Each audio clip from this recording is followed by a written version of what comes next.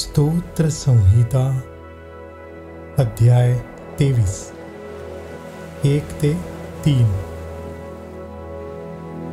परमेश्वर माझा मेंढपाळ आहे, मला काही उणे पडणार नाही. तो मला हिरव्यागार कुरणात बसवतो, तो मला संथ पाण्यावर नेतो. तो माझा जीव ताजा तवाना करतो. तो आपल्या नावासाठी मला नीती मार्गांनी चालवतो.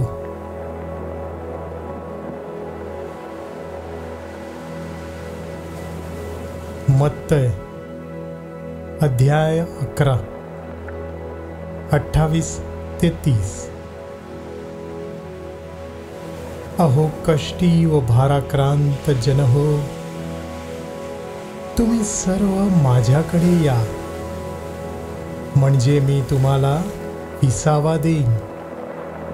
मी जो मनाचा सौम्य व लीन आहे, त्या माझे जू आपणावर घ्या व माझ्यापासून शिका, म्हणजे तुमच्या जीवास विसावा मिळेल. कारण माझे जू सोयीचे व माझे ओझे हलके आहे.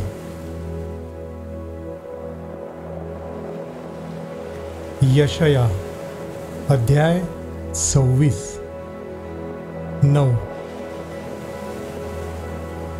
रात्री माझ्या जीवास तुझी उत्कंठा लागली. मी अगदी अंतःकरणपूर्वक तुझा शोध करीन, कारण तुझी न्याय कृत्ये पृथ्वीवर होतात, तेव्हा जगात राहणारे नीतिमत्ता शिकतात.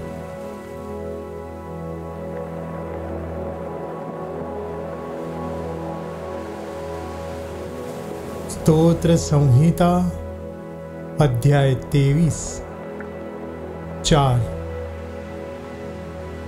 मृत्यू छायेच्या दरीतूनही मी जात असलो, तरी कसल्याही अरिष्टाला भिणार नाही, कारण तू माझ्या बरोबर आहेस. तुझी आकडी व तुझी काठी मला धीर देतात.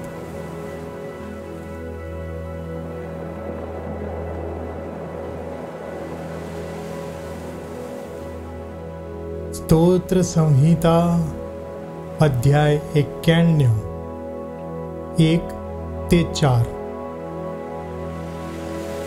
जो परात्पराच्या गुप्त स्थली वसतो, तो सर्व समर्थाच्या सावलीत राहील. परमेश्वराला मी माझा आश्रय, माझा दुर्ग असे म्हणतो. तोच माझा देव, त्याच्यावर मी भाव ठेवितो. कारण तो पारध्याच्या पाशापासून, घातक मरीपासून तुझा बचाव करील.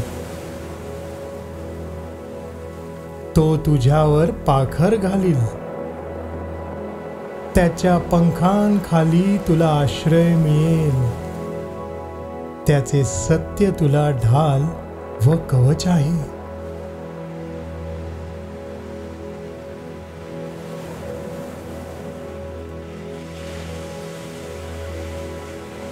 यशया अध्याय 26 3 आणि 4.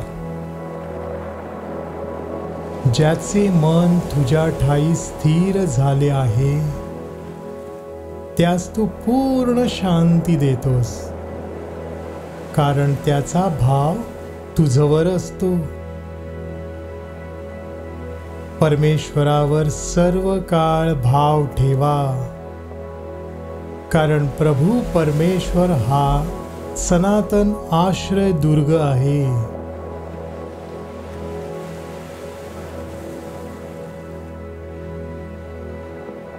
यशया अध्याय 41 10. तू भिवू नकोस, कारण मी तुझ्या बरोबर आहे. घाबरू नकोस, कारण मी तुझा देव आहे. मी तुला शक्ती देतो. मी तुझे सहाय्यही करतो. मी आपल्या नीतिमत्तेच्या उजव्या हाताने तुला सावरतो.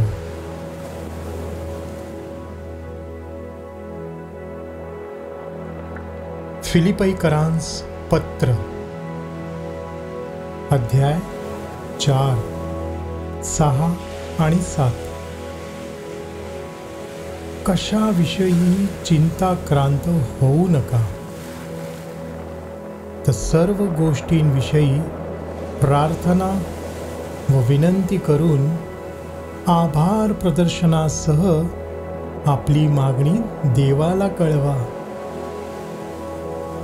म्हणजे सर्व बुद्धी सामर्थ्याच्या पलीकडे असलेली देवाने दिलेली शांती तुमची अंतःकरणे व तुमचे विचार ख्रिस्त येशूच्या ठायी राखील.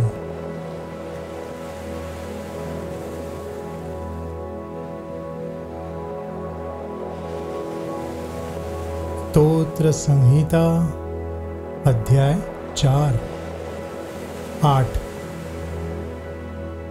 मी स्वस्थपणे पडून लगेच झोपी जातो, कारण हे परमेश्वरा, तूच मला एकांतात निर्भय ठेवतोस.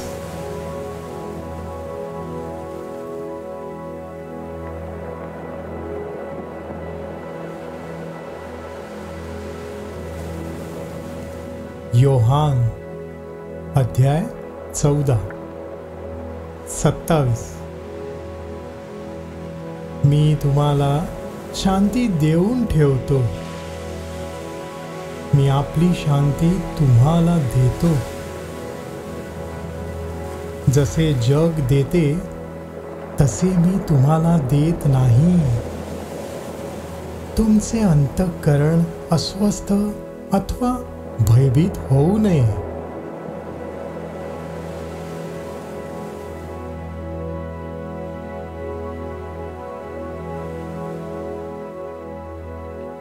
स्तोत्र संहिता अध्याय 121, 7 आणि 8. परमेश्वर सर्व अनिष्टांपासून तुझे रक्षण करील. तुझ्या जीवाचे रक्षण करील. परमेश्वर तुझे येणे जाणे येथून पुढे सर्व काळ सुरक्षित करील.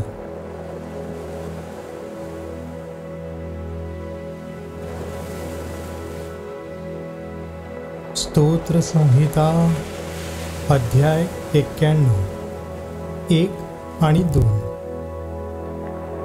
जो परात्पराच्या गुप्त स्थली वसतो तो सर्व समर्थाच्या सावलीत राहील. परमेश्वराला मी माझा आश्रय, माझा दुर्ग से म्हणतो. तोच माझा देव, त्याच्यावर मी भाव ठेवतो.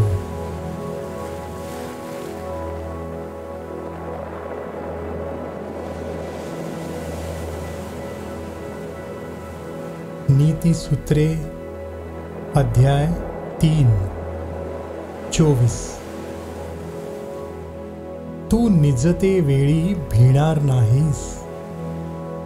तू निजशील आणि तुझी झोप सुखाची होईल.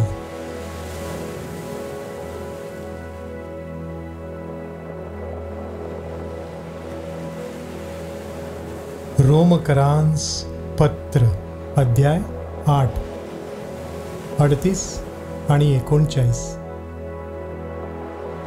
कारण माझी खात्री आहे की मरण, जीवन, देवदूत, अधिपती, वर्तमान काळच्या गोष्टी, भविष्य काळच्या गोष्टी, बले, उंची, खोली किंवा दुसरी कोणतीही सृष्ट वस्तू ख्रिस्त येशू आपला प्रभू ह्याच्यामध्ये देवाची आपल्यावरील जी प्रीती आहे तिच्यापासून आपल्याला विभक्त करायला समर्थ होणार नाही.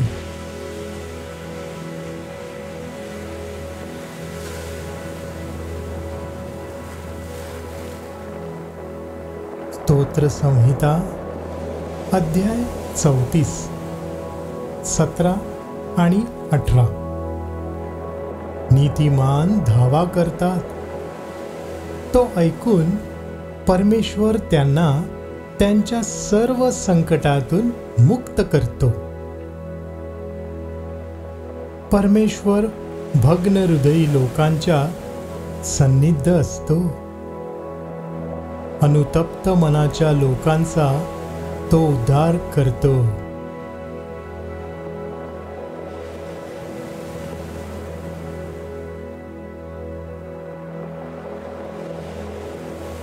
स्तोत्र संहिता 46, 10.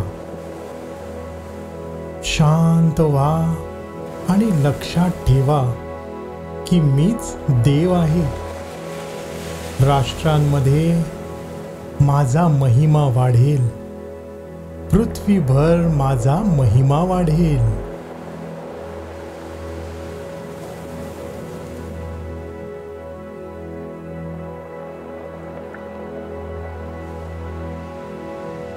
स्तोत्र संहिता अध्याय 139, 7 ते 10.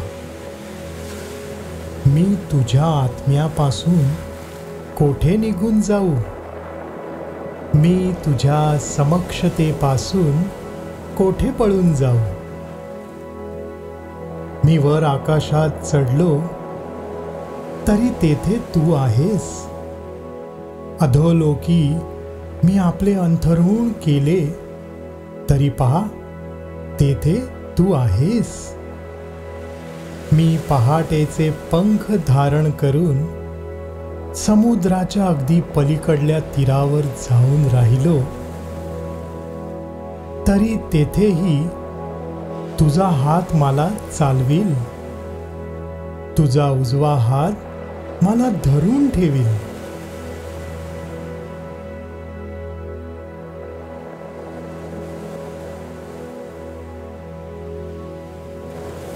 विलाप गीत अध्याय 3, 22 आणि 23.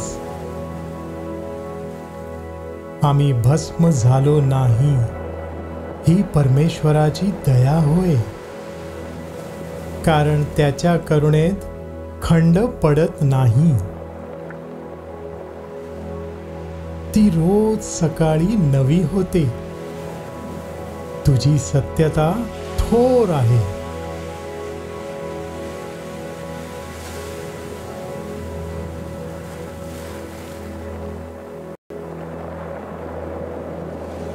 यशया अध्याय 40, 11.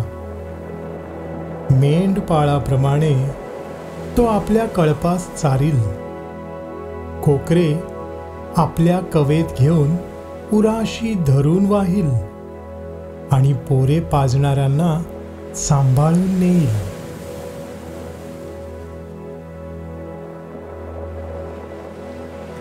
स्तोत्र संहिता अध्याय 37, 4. म्हणजे परमेश्वराच्या ठायी तुला आनंद होईल, तो तुझे मनोरथ पूर्ण करील.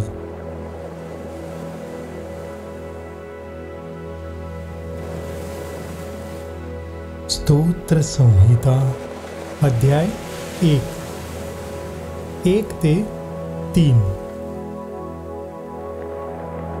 जो पुरुष दुर्जनांच्या मसलतीने चालत नाही, पापी जनांच्या मार्गात उभा राहत नाही आणि निंदकांच्या बैठकीत बसत नाही, तर परमेश्वराच्या नियमशास्त्रात रमतो.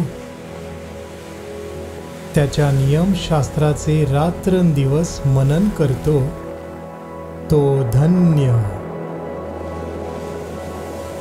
जे झाड पाण्याच्या प्रवाहाजवळ लावलेले असते, जे आपल्या हंगामात फळ देते, ज्याची पाने कोमेजत नाहीत, अशा झाडासारखा तो आहे.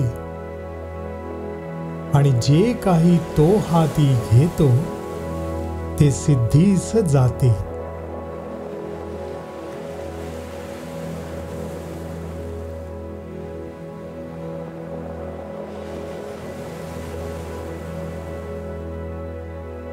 स्तोत्र संहिता अध्याय 150. परमेशाचे स्तवन करा. देवाचे त्याच्या पवित्र स्थानी स्तवन करा. त्याच्या सामर्थ्याच्या अंतराळात त्याचे स्तवन करा. त्याच्या पराक्रमाच्या कृत्यांबद्दल त्याचे स्तवन करा. त्याच्या थोरवीच्या वैपुल्यानुसार त्याचे स्तवन करा. कर्णा वाजवून त्याचे स्तवन करा. सतार व वीणा वाजवून त्याचे स्तवन करा. डफ वाजवून व नृत्य करून त्याचे स्तवन करा. तंतू वाद्ये व बासरी वाजवून त्याचे स्तवन करा. खणखणणारे टाळ वाजवून त्याचे स्तवन करा. झणझणणाऱ्या झांजा वाजवून त्याचे स्तवन करा. प्रत्येक प्राणी परमेशाचे स्तवन करो. परमेशाचे स्तवन करा.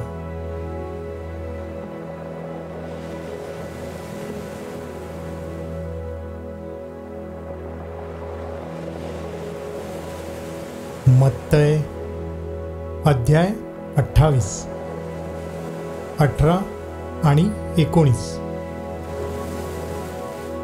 तेव्हा येशू जवळ येऊन त्यांच्याशी बोलताना म्हणाला, स्वर्गात आणि पृथ्वीवर सर्व अधिकार मला दिलेला आहे.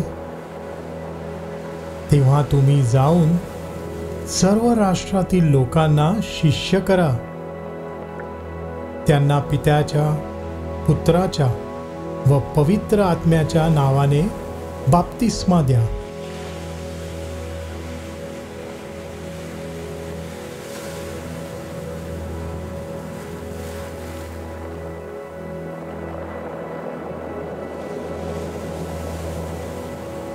मत्तय अध्याय 9, 37 आणि 38. तेव्हा तो आपल्या शिष्यांना म्हणाला, पीक फार आहे खरे, पण कामकरी थोडे आहेत.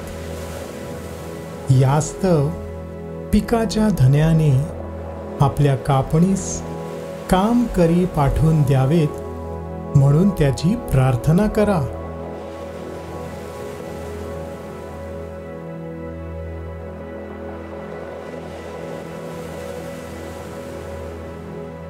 मत्तय अध्याय 10, 37 ते 42. जो माझ्यापेक्षा आपल्या पापावर किंवा आईवर अधिक प्रेम करतो तो मला योग्य नाही. जो माझ्यापेक्षा मुलावर किंवा मुलीवर अधिक प्रेम करतो तो मला योग्य नाही. आणि जो आपला वधस्तंभ उचलून घेऊन माझ्या मागे येत नाही तो मला योग्य नाही. ज्याने आपला जीव राखला तो त्याला गमावेल, आणि ज्याने माझ्याकरता आपला जीव गमावला तो त्याला राखील. जो तुम्हाला स्वीकारतो तो मला स्वीकारतो, आणि जो मला स्वीकारतो तो ज्याने मला पाठवले त्याला स्वीकारतो. संदेष्ठ्याला संदेष्ठा म्हणून जो स्वीकारतो त्याला संदेष्ठ्याचे प्रतिफळ मिळेल, आणि नीतिमानाला नीतिमान म्हणून जो स्वीकारतो त्याला नीतिमानाचे प्रतिफळ मिळेल. आणि या लहानांतील एकाला शिष्य म्हणून जो कोणी केवळ गार पाण्याचा एक प्याला पाजतो तो आपल्या प्रतिफळाला मुकणारच नाही, असे मी तुम्हाला खचित सांगतो.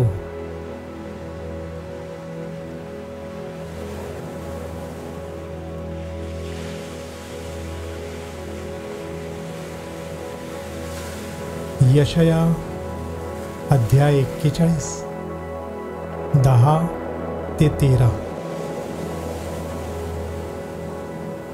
तू भिवू नकोस, कारण मी तुझ्याबरोबर आहे. घाबरू नकोस, कारण मी तुझा देव आहे. मी तुला शक्ती देतो, मी तुझे सहाय्यही करतो. मी आपल्या नीतिमत्तेच्या उजव्या हाताने तुला सावरतो. पहा, जे तुझ्यावर क्षुब्ध झाले ते लज्जित व फजित होतील. तुझ्याशी झुंजणारे शून्यवत व नष्ट होतील. तुझ्याशी लढणाऱ्यांना तू धुंडाळशील, पण ते तुला सापडायचे नाहीत. तुझ्याशी युद्ध करणाऱ्यांचा नायनाट होईल, कारण मी परमेश्वर तुझा देव तुझा उजवा हात धरून म्हणत आहे की भिवू नकोस, मी तुला सहाय्य करतो.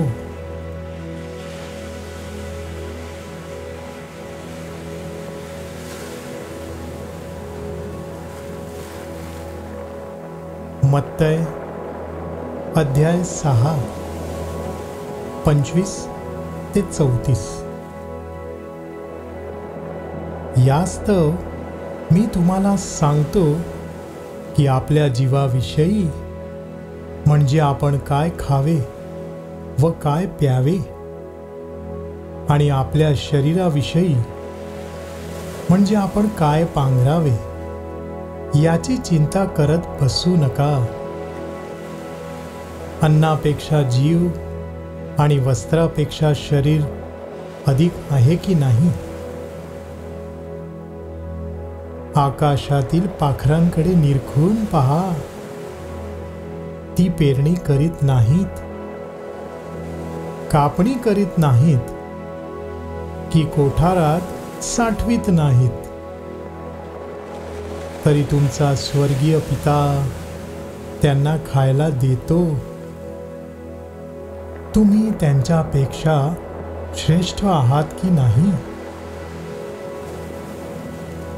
चिंता करून आपल्या आयुष्याची दोरी हातभर वाढवण्यास तुमच्यापैकी कोण समर्थ आहे. तसेच वस्त्राविषयी का चिंता करीत बसता. रानातील फुले पहा, ती कशी वाढतात. ती कष्ट करीत नाहीत व सूत कातीत नाहीत. तरी मी तुम्हाला सांगतो, शल्मोन देखील आपल्या सर्व वैभवात त्यातल्या एकासारखाही सजला नव्हता. जे रानातले गवत आज आहे व उद्या भट्टीत पडते, त्याला जर देव असा पोशाख घालतो, तर अहो तुम्ही अल्पविश्वासी, तो विशेष करून तुम्हाला पोशाख घालणार नाही काय. यास्तव काय खावे, काय प्यावे, काय पांघरावे असे म्हणत चिंता करत बसू नका. कारण या सर्व गोष्टी मिळवण्याची धडपड परराष्ट्रीय लोक करीत असतात. तुम्हाला या सर्वांची गरज आहे हे तुमचा स्वर्गीय पिता जाणून आहे. तर तुम्ही पहिल्याने त्याचे राज्य व त्याचे नीतिमत्व मिळवण्यास झटा, म्हणजे त्यांच्या बरोबर याही सर्व गोष्टी तुम्हाला मिळतील. यास्तव उद्याची चिंता करू नका, कारण उद्याची चिंता उद्याला, ज्या दिवसाचे दुःख त्या दिवसाला पुरे.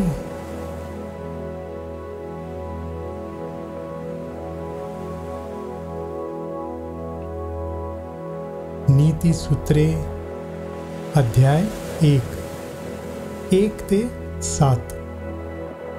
नीतिसूत्रांचे मोल. इस्रायलचा राजा दावीद पुत्र शलोमोन याची नीतिसूत्रे. ज्ञान व शिक्षण ही संपादण्यात यावी. बोधमय वचनांचे परीक्षण करण्यात यावे.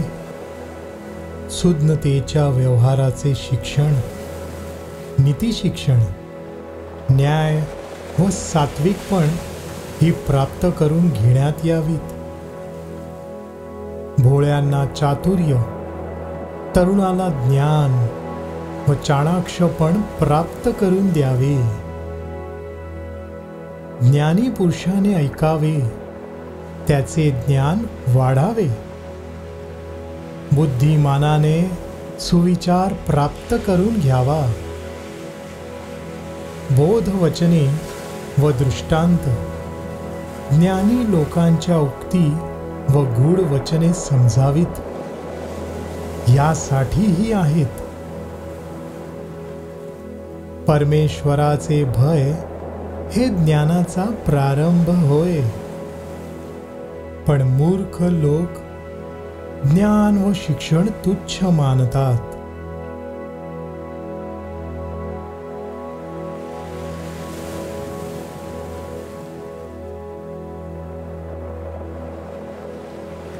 योहान अध्याय 16-33.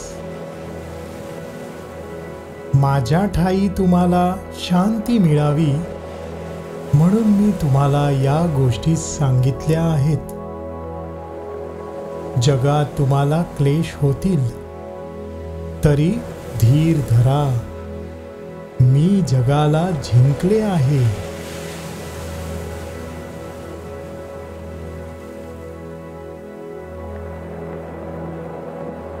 अनुवाद. अध्याय 30, 9 आणि 10. तुझा देव परमेश्वर तुझ्या कल्याणासाठी तुझ्या हातचे सर्व काम, तुझ्या पोटचे फळ, तुझ्या गुराढोरांचे वत्स व तुझ्या भूमीचा उपज या बाबतीत तुझी समृद्धी करील. परमेश्वर जसा तुझ्या पूर्वजांवर प्रसन्न होता, तसा तुझ्या कल्याणासाठी तुझ्यावरही पुन्हा प्रसन्न होईल. तू आपला देव परमेश्वर याची वाणी ऐकून या नियमशास्त्राच्या ग्रंथात लिहिलेल्या त्याच्या आज्ञा व विधी पाळले आणि आपला देव परमेश्वर याच्याकडे आपल्या संपूर्ण मनाने व संपूर्ण जीवाने वळलास तर असे होईल.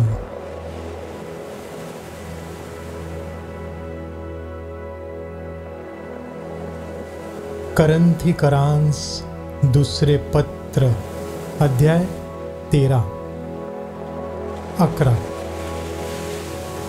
बंधुजन हो, आता इतकेच म्हणतो, तुमचे कल्याण असो, तुम्हाला पूर्णता लाभो, समाधान मिळो, तुम्ही एक चित्त व्हा, शांतीने राहा, म्हणजे प्रीतीचा व शांतीचा देव तुमच्यासह राहील.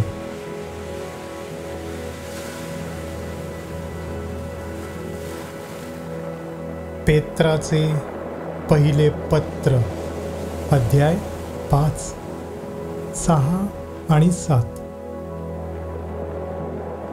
म्हणून देवाच्या पराक्रमी हाताखाली लीन व्हा, यासाठी की त्याने योग्य वेळी तुम्हाला उंच करावे.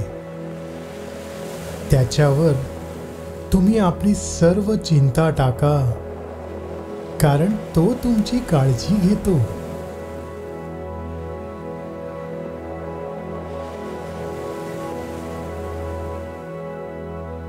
विलापगीत, अध्याय 3, 22 ते 26. आम्ही भस्म झालो नाही ही परमेश्वराची दया होय, कारण त्याच्या करुणेस खंड पडत नाही. ती रोज सकाळी नवी होते. तुझी सत्यता थोर आहे. परमेश्वर माझा वतन भाग आहे, असे माझा जीव म्हणतो. म्हणून त्याच्या ठाई मी आशा ठेवीन. जे परमेश्वराची आशा धरून राहतात त्यांना जो जीव त्याला शरण जातो त्याला परमेश्वर प्रसन्न होतो. परमेश्वरापासून येणाऱ्या तारणाची वाट पाहणे आणि तीही मुकाट्याने पाहणे बरे आहे.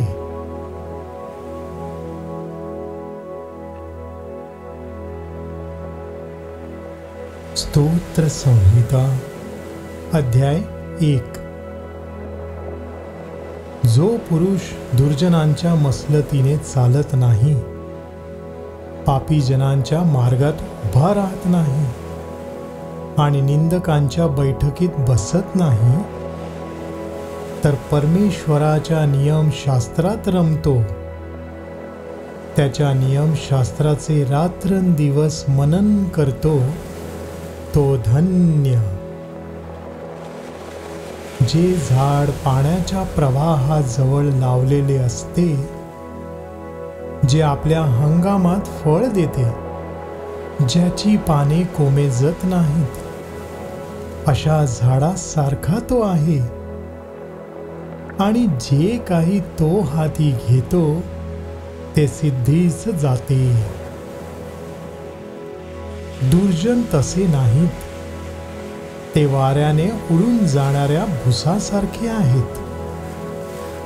यामुळे दुर्जन न्यायसमयी टिकावयाचे नाहीत. पापीजन नीतिमानांच्या मंडळीत उभे राहायचे नाहीत. कारण नीतिमानांचा मार्ग परमेश्वराला अवगत असतो, पण दुर्जनांचा मार्ग नष्ट होतो.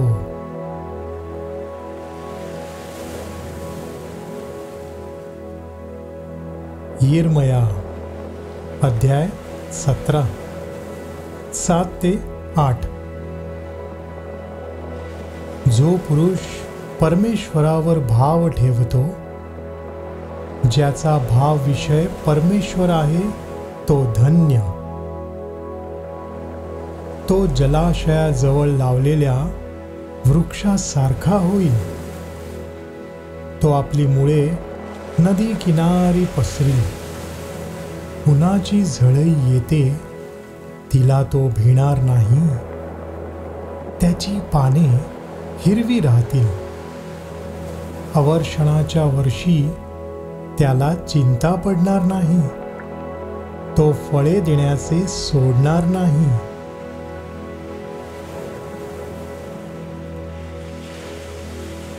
रोमकरांस पत्र, अध्याय 8, 26 ते 30.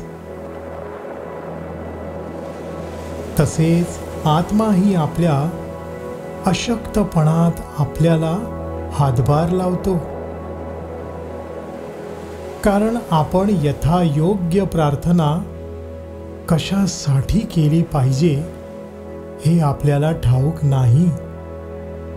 पण आत्मा स्वतः अनिर्वाच्य कहण्याने मध्यस्थी करतो आणि अंतर्यामे पारखणाऱ्याला त्या आत्म्याचा मनोभाव काय हे ठाऊक आहे. कारण हा आत्मा पवित्र जनांसाठी देवाच्या मर्जीप्रमाणे मध्यस्थी करतो. परंतु आपल्याला ठाऊक आहे की देवावर प्रीती करणाऱ्यांना म्हणजे त्याच्या संकल्पाप्रमाणे बोलावलेल्यांना देवाच्या करणीने सर्व गोष्टी मिळून कल्याणकारक होतात. कारण ज्यांच्या विषयीचे त्याला पूर्व ज्ञान होते त्यांनी आपल्या पुत्राच्या प्रतिमेप्रमाणे बनावे म्हणून त्याने त्यांना आगाऊच नेमून ठेवले. यात हेतू हा की तो पुष्कळ बंधुजनांमधला ज्येष्ठ असं व्हावा. ज्यांना त्याने आगाऊ नेमून ठेवले त्यांना त्याने पाचारणही केले. ज्यांना त्याने पाचारण केले त्यांना त्याने नीतिमानही ठरवले आणि ज्यांना त्याने नीतिमान ठरवले त्यांचा त्याने गौरवही केला.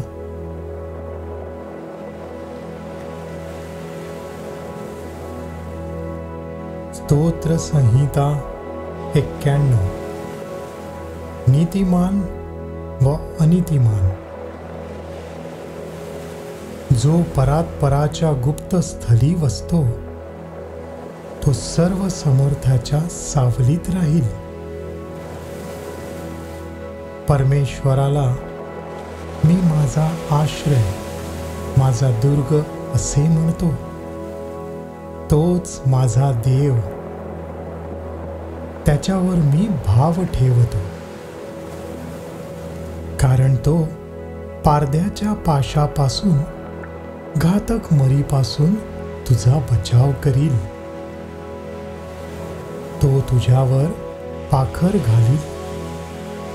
त्याच्या पंखाखाली तुला आश्रय मिळेल. त्याचे सत्य तुला ढाल व कवच आहे.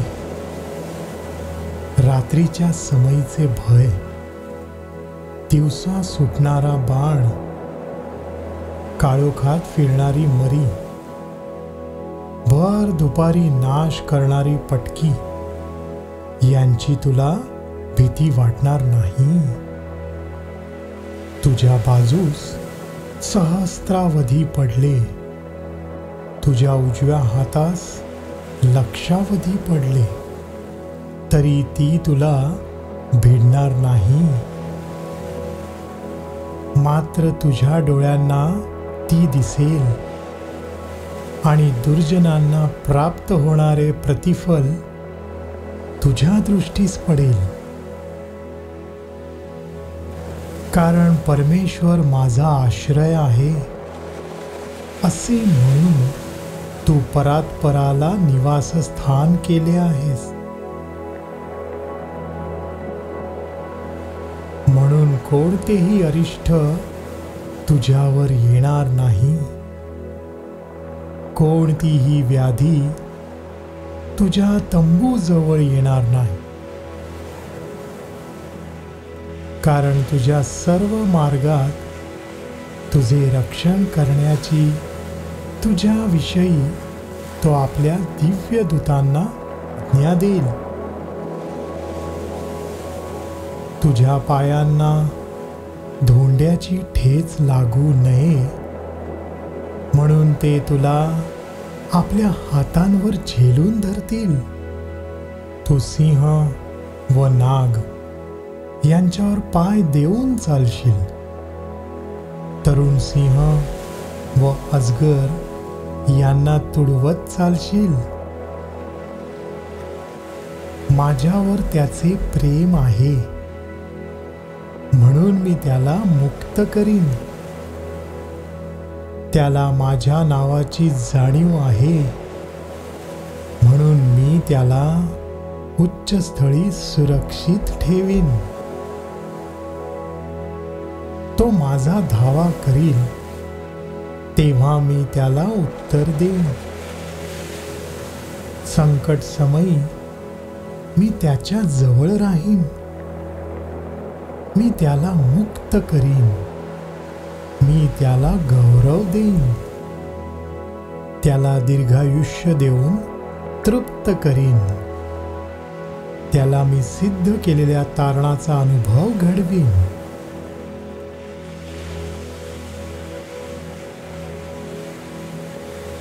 यिर्मया अध्याय 29 11 ते 14. परमेश्वर म्हणतो, तुमच्याविषयी माझ्या मनात जे संकल्प आहेत ते मी जाणतो. ते संकल्प हिताचे आहेत, अनिष्टाचे नाहीत. ते तुम्हाला तुमच्या भावी सुस्थितीची आशा देणारे आहेत. तेव्हा तुम्ही माझा धावा कराल. तुम्ही जाऊन माझी प्रार्थना कराल व मी तुमचे ऐकीन. तुम्ही मला शरण याल आणि पूर्ण जीवे भावे माझ्या शोधास लागाल. तेव्हा मी तुम्हाला पावेन. परमेश्वर म्हणतो, मी तुम्हाला पावल्यावर तुमचा बंदिवास उलटवीन आणि सर्व लोकात व ज्या सर्व स्थळी मी तुम्हाला हाकून लावले आहे तेथून तुम्हाला एकत्र करीन, असे परमेश्वर म्हणतो. आणि ज्या स्थळाहून मी तुम्हाला पकडून न्यायला लावले त्या स्थळी तुम्हाला परत आणीन.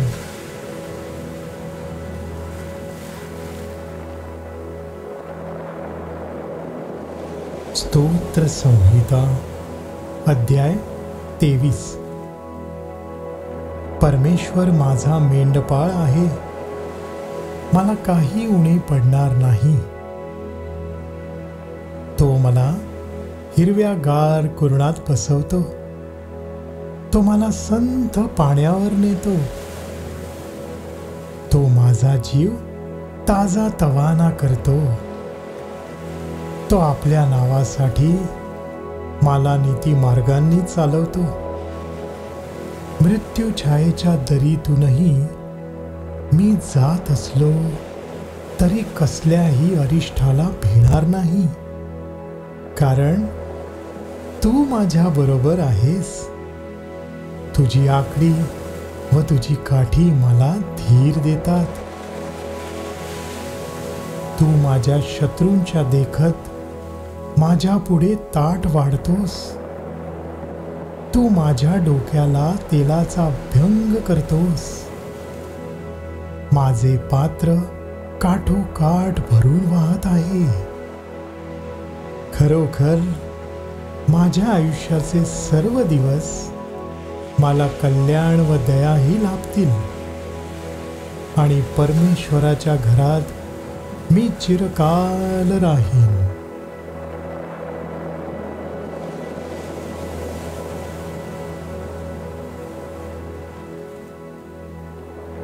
स्तोत्र संहिता अध्याय 40. मी धीर धरून परमेश्वराची वाट पाहिली, तेव्हा त्याने माझ्याकडे वळून माझा धावा ऐकला. नाशाच्या खाचेतून, दलदलीच्या चिखलातून त्याने मला वर काढले. माझे पाय खडकावर ठेवले आणि माझी पावले स्थिर केली. त्याने माझ्या मुखात नवे गीत, आमच्या देवाचे स्तोत्र घातले. हे पाहून पुष्कळ लोक भय धरतील व परमेश्वरावर भाव ठेवतील. जो पुरुष परमेश्वराला आपला भावविषय करतो आणि गर्विष्ठांच्या व असत्याकडे प्रवृत्ती असलेल्यांच्या वाऱ्यास उभा राहत नाही, तो धन्य.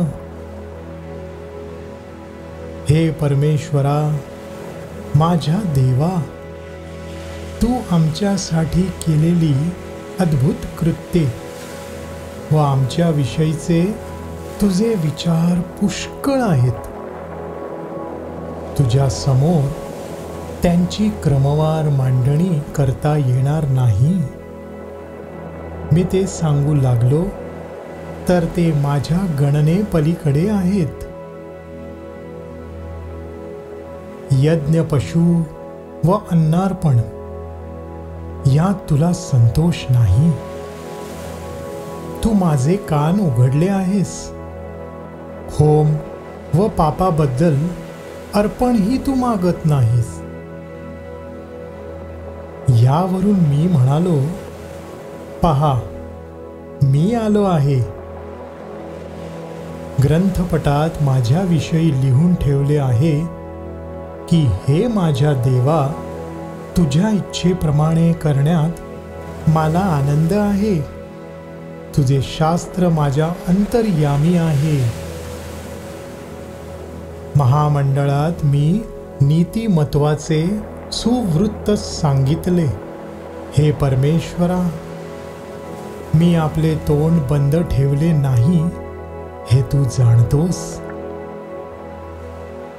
मी आपल्या मनात तुझे न्यायीपण लपवून ठेवले नाही. तुझी सत्यता व तू सिद्ध केलेले तारण मी विदित केले. महामंडळापासून तुझे वात्सल्य व तुझे सत्य मी गुप्त ठेवले नाही.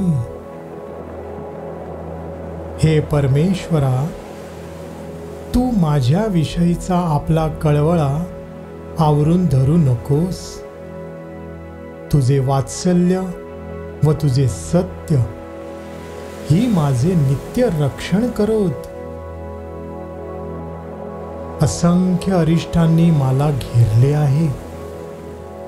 माझ्या दुष्कर्मांनी मला पछाडले आहे, म्हणून मला तोंड वर करता येत नाही. ती माझ्या डोक्याच्या केसांपेक्षा अधिक आहेत.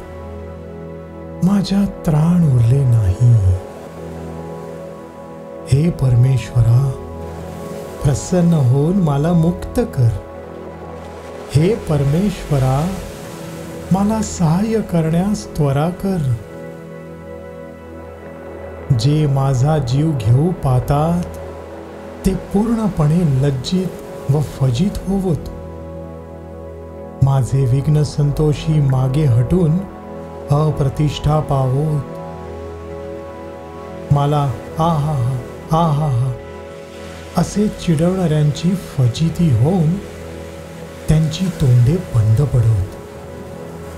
तुला शरण येणारे सर्व तुझ्या ठाई आनंद व उल्हास पावत. तू सिद्ध केलेले तारण प्रिय मानणारे परमेश्वराचा महिमा वाढो असे सतत म्हणत. मी तर दीन व दरिद्री आहे, तरी प्रभूला माझी चिंता आहे. माझा सहाय्यकारी व माझा मुक्तिदाता तू आहेस. हे माझ्या देवा, विलंब लावू नकोस.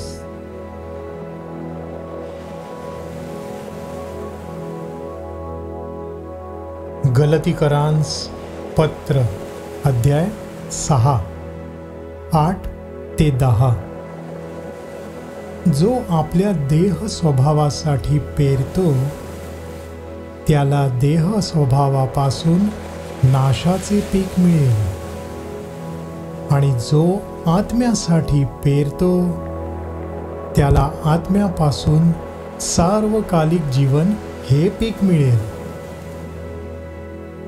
चांगले करण्याचा आपण कंटाळा करू नये, कारण आपण न खचलो तर यथाकाळी आपल्या पदरी पीक पडेल. तर मग जसा आपल्याला प्रसंग मिळेल त्याप्रमाणे आपण सर्वांचे व विशेषतः विश्वासाने एका घरचे झालेल्यांचे बरे करावे.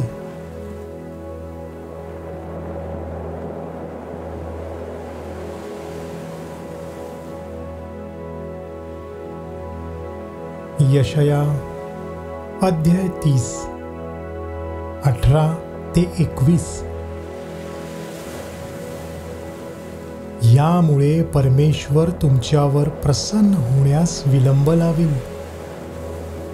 तुमच्यावर करुणा करावी म्हणून उच्च स्थानी आरूढ होईल. परमेश्वर न्यायी देव आहे. जे त्याची वाट पाहतात ते सर्व धन्य. सियोनेत, येरुशलेमेत लोकांची वस्ती राहील. तू इतपर कधी शोक करणार नाहीस.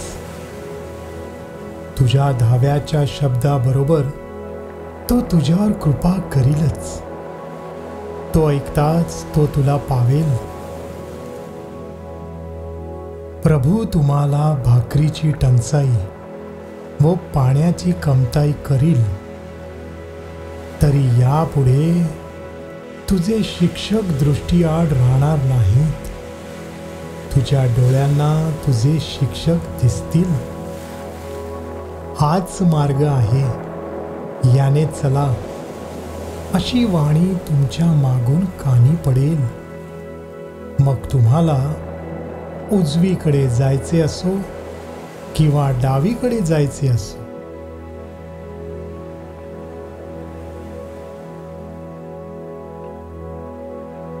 फिलिप्पीकरांस पत्र अध्याय 1 6. ज्याने तुमच्या ठाई चांगले काम आरंभले तो ते येशू ख्रिस्ताच्या दिवसापर्यंत सिद्धीस नेईल, हा मला भरोसा आहे.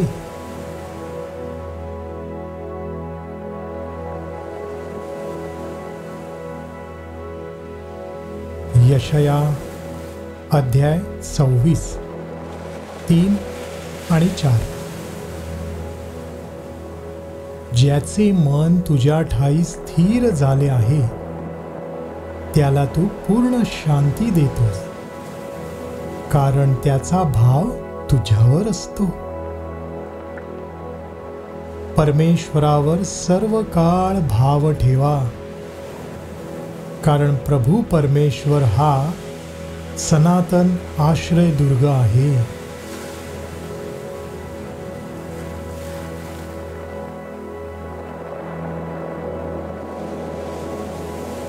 फिलिप्पीकरांस पत्र अध्याय 3 20 आणि 21. आपले नागरिकत्व तर स्वर्गात आहे. तेथून प्रभू येशू ख्रिस्त हा तारणारा येणार आहे. त्याची आपण वाट पाहत आहोत. ज्या सामर्थ्याने तो सर्व काही आपल्या स्वाधीन करण्यास समर्थ आहे, त्या सामर्थ्याने तो तुमचे आमचे दैन्यावस्थेतील शरीर स्वतःच्या गौरवावस्थेतील शरीरासारखे व्हावे म्हणून त्याचे रूपांतर करील.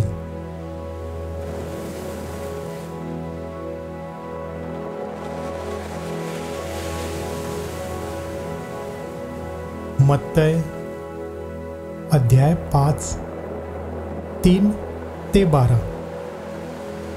जे आत्म्याने दिन ते धन्य, कारण स्वर्गाचे राज्य त्यांचे आहे.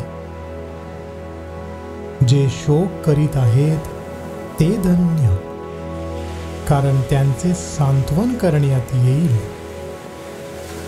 जे सौम्य ते धन्य, कारण ते पृथ्वीचे वतन भोगतील. जे नीतिमत्वाचे भुकेले व तानेले ते धन्य, कारण ते तृप्त होतील.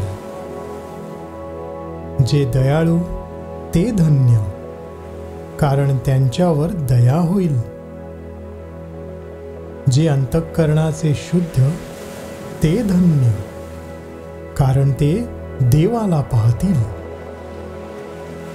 जे शांती करणारे ते धन्य, कारण त्यांना देवाची मुले म्हणतील. नीतिमत्वा करता ज्यांचा छळ झाला आहे ते धन्य, कारण स्वर्गाचे राज्य त्यांचे आहे. माझ्यामुळे जेव्हा लोक तुमची निंदा व छळ करतील आणि तुमच्या विरुद्ध सर्व प्रकारचे वाईट लबाडीने बोलतील, तेव्हा तुम्ही धन्य. आनंद करा, उल्हास करा, कारण स्वर्गात तुमचे प्रतिफळ मोठे आहे. कारण तुमच्यापूर्वी जे संदेष्टे होऊन गेले त्यांचा त्यांनी तसा छळ केला.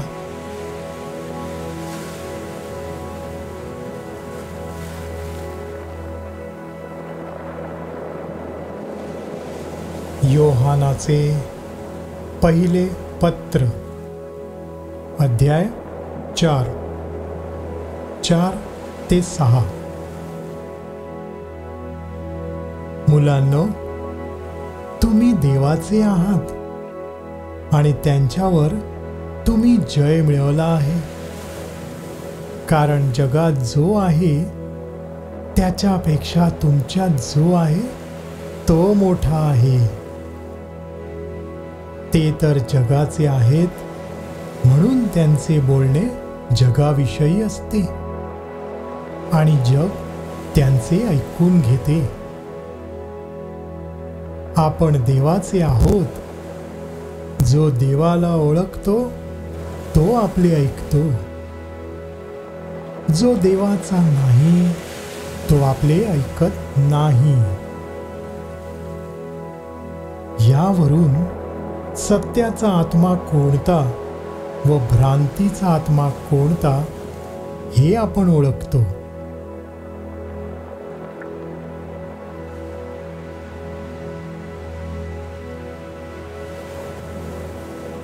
स्तोत्र संहिता, अध्याय 138, 1-8. मी अगदी मनापासून तुझे उपकार स्मरण करीन. देवाच्या समक्ष तुझी स्तोत्रे गाईन. तुझ्या पवित्र मंदिराकडे वळून मी तुझी उपासना करीन. तुझ्या दयेमुळे व तुझ्या सत्यामुळे मी तुझ्या नावाचे उपकार स्मरण करीन. कारण तू आपल्या संपूर्ण नावाहून आपल्या वचनाची थोरवी वाढवली आहेस. मी धावा केला तो तू त्याच दिवशी ऐकलास. तू मला हिम्मत दिलीस तेव्हा माझ्या जीवाला सामर्थ्य प्राप्त झाले. हे परमेश्वरा, पृथ्वीवरील सर्व राजे तुझे उपकार स्मरण करतील, कारण त्यांनी तुझ्या तोंडची वचने ऐकली आहेत. ते परमेश्वराच्या मार्गांविषयी गातील, कारण परमेश्वराचा महिमा थोर आहे. परमेश्वर थोर आहे तरी तो दीनाकडे लक्ष देतो, पण गर्विष्ठाला दुरून ओळखतो. मी संकटातून जात असलो तरी मला तू नवजीवन देतोस. माझ्या वैऱ्यांच्या क्रोधावर तू आपला हात चालवतोस आणि तुझा उजवा हात माझा बचाव करतो. परमेश्वर माझ्याविषयी सर्व काही सिद्धीस नेईल. हे परमेश्वरा, तुझी दया सनातन आहे. तू आपल्या हातचे काम सोडू नकोस.